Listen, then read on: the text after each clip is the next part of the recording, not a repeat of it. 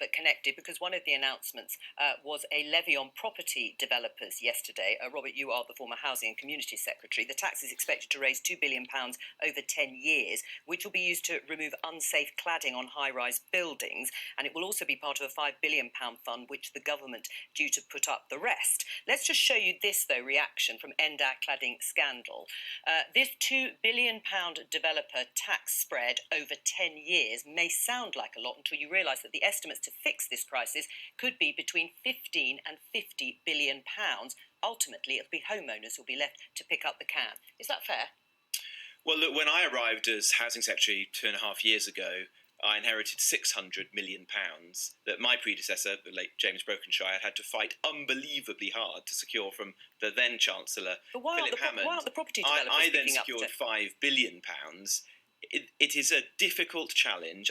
Michael Gove is the new secretary. It's very difficult, we've found historically, to persuade the Treasury to give the money so that the works can be paid for upfront by the state, and then the money secured, if possible, from the developers. So who's best able to afford to pay for this to happen? Is it property developers through taxation or homeowners?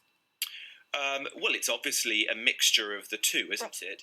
There are individuals out there at the moment who are receiving bills which they simply can't afford to pay, and that's a very difficult situation. What the government has said at the moment is that it will pay for the removal of all the unsafe cladding on the high-rise buildings. And what about the ones below? Below, it was saying, I don't know exactly what Michael Gove will choose to do, but previously, because the government, the Treasury, weren't willing to give us the grant funding to do it, we said we'd do it via loans to those individuals.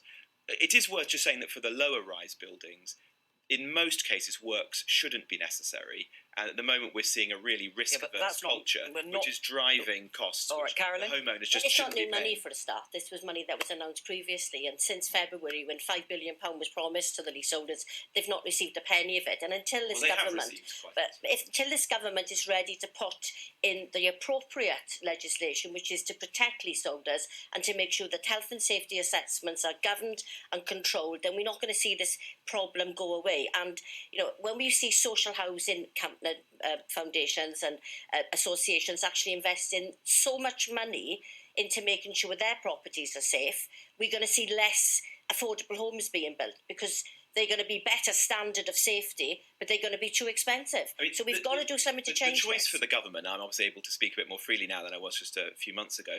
The choice for the government is, what is the balance between the state paying and then trying to recoup as much of that as possible from the developers through taxes and the leaseholder? At the moment, the balance is £5 billion by the state. The remainder, we don't know exactly how much that will be, but clearly multiple £billion being paid by the leaseholders. The leaseholders obviously find that extremely unfair, but the only way to fix that would be for the taxpayer to step in and massively increase that £5 billion fund. At the moment, and I fought this battle for a couple of years, the Treasury, the government is simply not willing to do that.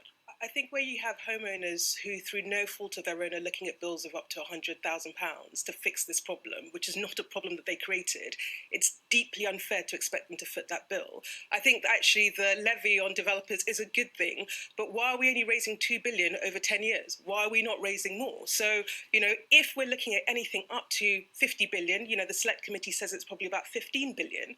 Why are we not trying to cover that £15 billion by getting developers to foot more of the bill, because this is partly their fault, and then, yes, taxpayers footing the others is far fairer than someone who is looking at a £100,000 bill and has no idea where that money's going to come from. Very briefly to respond. Well, I think you probably could levy more from the developers. It is complicated because actually the developers' tax is primarily a tax on developers who didn't build these types of building. Now, you may not have much sympathy with extremely profitable volume house builders. Well, that's the point. But many of them actually weren't the ones who built these buildings because they build, homes rather than high-rise buildings. But I think that is the only avenue available if the government wants to secure more money without simply putting it on the taxpayer.